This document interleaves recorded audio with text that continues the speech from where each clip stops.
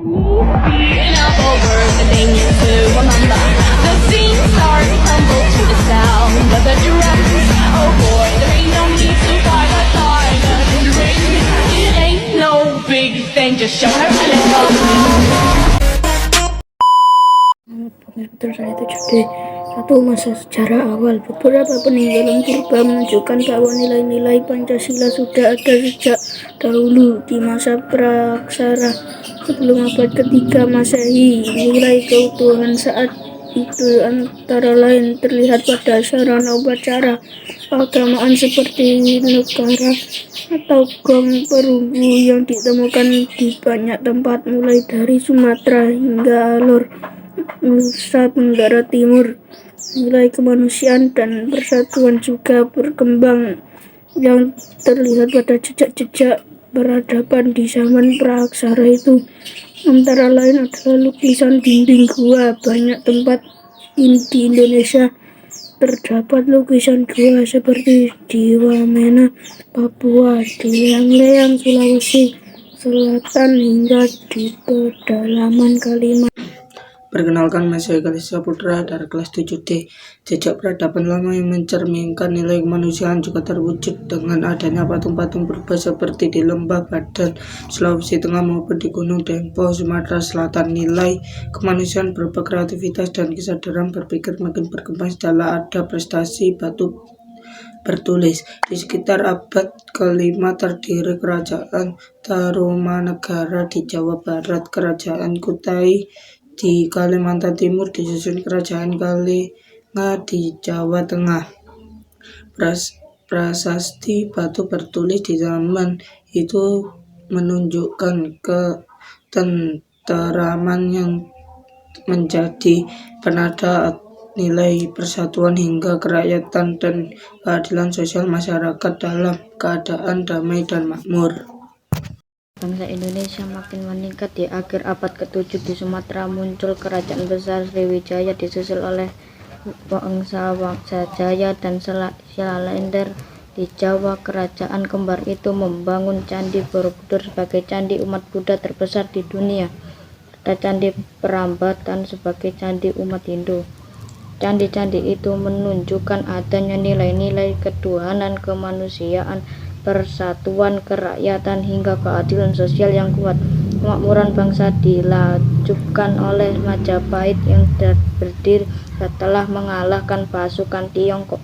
Wilayah Majapahit sampai meliputi Singapura, Malaysia, Brunei, Filipina, Kamboja, dan Selat Vietnam. Setelah itu hadir kerajaan Islam seperti Samudra Pasai, Demak hingga Ternate. Agama Islam dan bahasa Melayu berkembang ke seluruh Nusantara.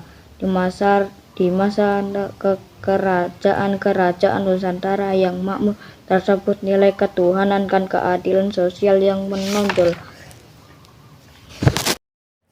Masa penjajahan, makmurnya negeri ini mengundang orang asing datang dari Tiongkok, India, Arab, lalu Eropa. Mula-mula mereka semua berdagang, namun bangsa Eropa kemudian mulai menjajah Nusantara. Hal itu dilakukan oleh bangsa Portugis, Spanyol, Inggris, dan akhirnya Belanda yang menjajah selama sekitar 350 tahun.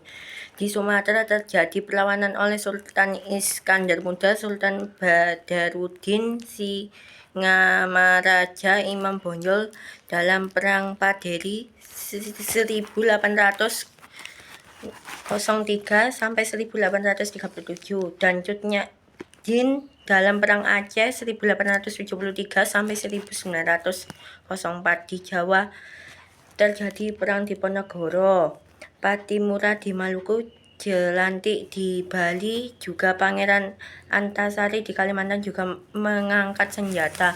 Sedangkan perang laut besar-besaran dilakukan Sultan Babula di perairan Maluku dan Papua, Hang Tuah dan Selat Melaka, juga Sultan Hasanuddin di Laut Sulawesi dan Laut Jawa. Dengan ini nilai ketuhanan kuat, para pahlawan pun berjuang untuk menegakkan nilai kemanusiaan dan persatuan. Terima kasih. Masa kebangkitan nasional memasuki abad ke-20, upaya melawan penjajah tidak lagi dengan perang, melainkan lewat gerakan politik. Bukti utama yang diperaksai Wahidin Sudiroso berdiri pada tanggal 20 Mei 1908, disusul oleh Masyarakat Islam pimpinan Cokroaminoto, lalu Muhammadiyah pimpinan Kiai Ahmad Dahlan, dan Nahdlatul Ulama pimpinan Kiai Hasyim Asy'ari.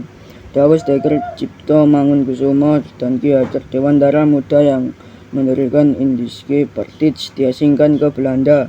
Pulang ke tanah air, Dewantara mendirikan Taman Siswa Abdul Muiz Marah Rusli dan para penulis Balai Pustaka, berjuang melalui karya sastra menyadarkan masyarakat agar terus berjuang untuk merdeka.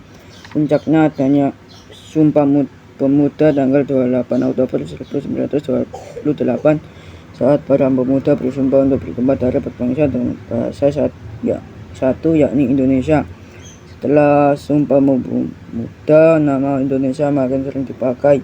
Soekarno pun mendirikan partai bernama Partai Nasional Indonesia, kemudian diasingkan ke Indi. Tahun 1942 Jepang mendatang dan menggantikan Belanda sebagai penjajah. Bangsa Indonesia harus berjuang lebih keras untuk merdeka. Berjuang untuk merdeka berarti menegakkan nilai kemanusiaan dan persatuan. Semua itu menunjukkan bahwa nilai Pancasila memang berasal dari nilai bangsa yang sudah ada sejak lama.